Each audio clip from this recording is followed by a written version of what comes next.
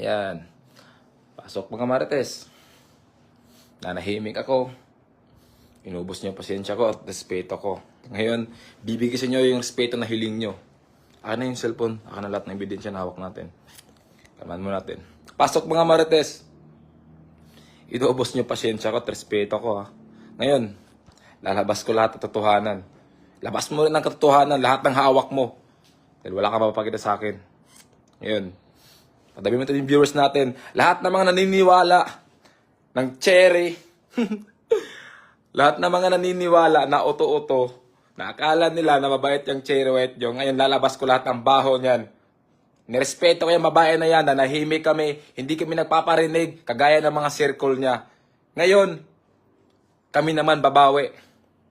Pag sila binanatan ng isang beses, 10 agad balik sa kanila. Iyak na iyak agad. Ngayon malalaman yan tunay yung ugali